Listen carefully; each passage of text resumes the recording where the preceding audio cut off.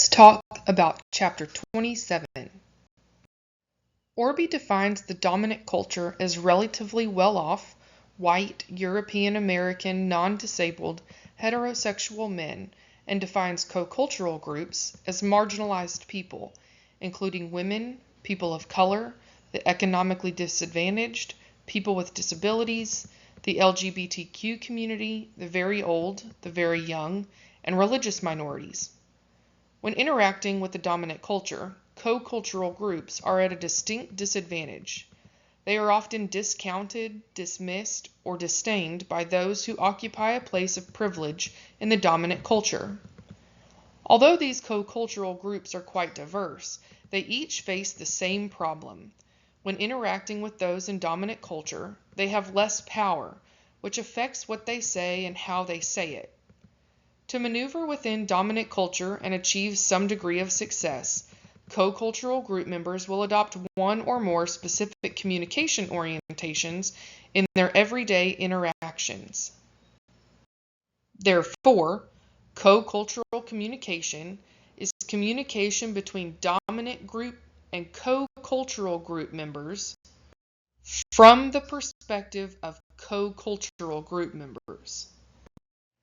Communication orientation is the combination of a person's preferred outcome and the communication approach he or she chooses to achieve that goal.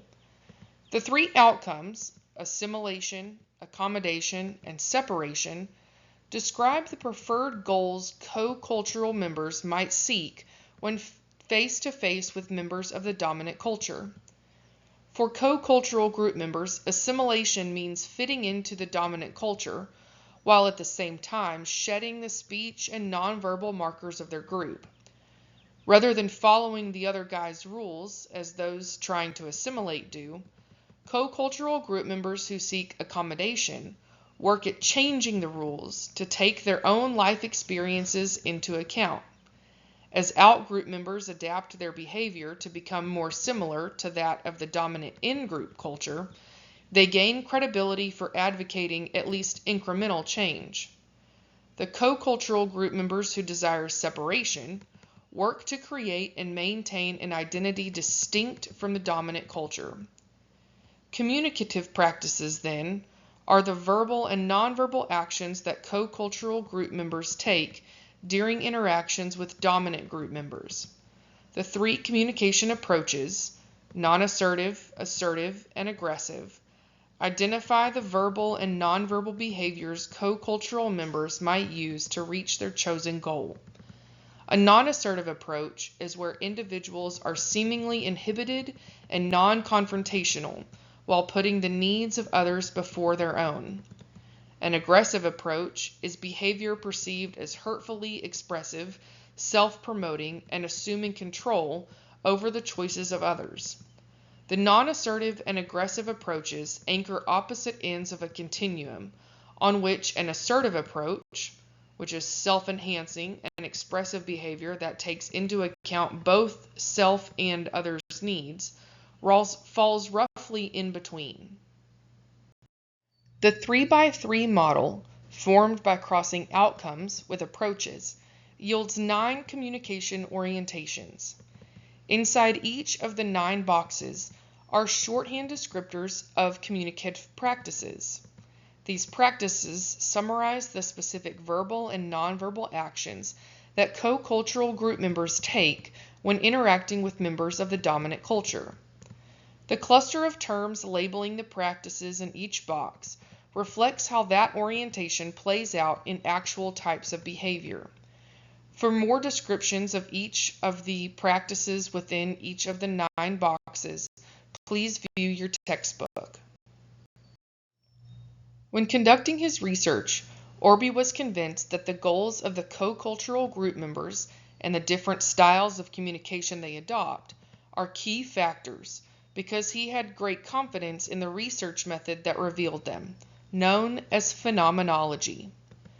Phenomenology is a research commitment to focus on the conscious experience of a person as he or she relates to the lived world.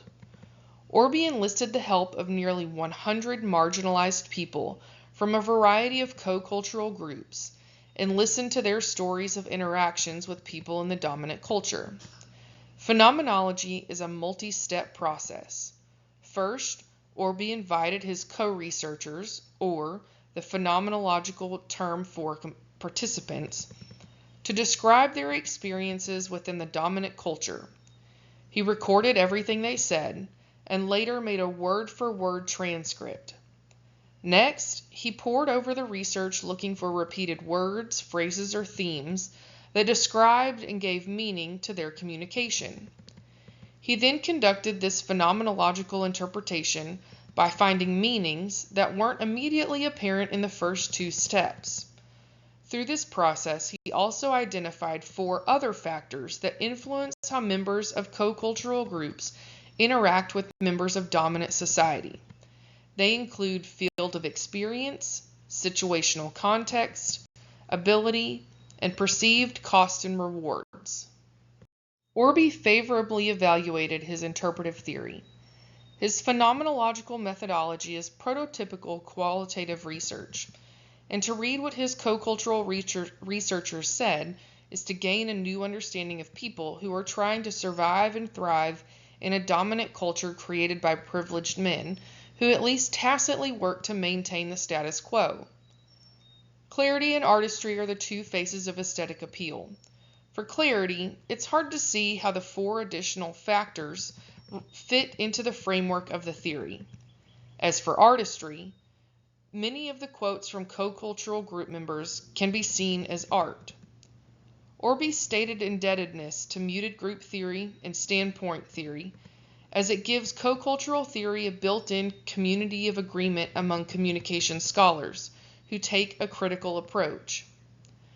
Although he doesn't call for a reform of society or take on the role of advocate, co-cultural theory does seem more descriptive rather than prescriptive. As a clarification of values, rather than show pity or scorn for those who are marginalized in the United States, Orby expressed admiration for how his co-researchers use or don't use communication in order to cope as outsiders within a dominant culture.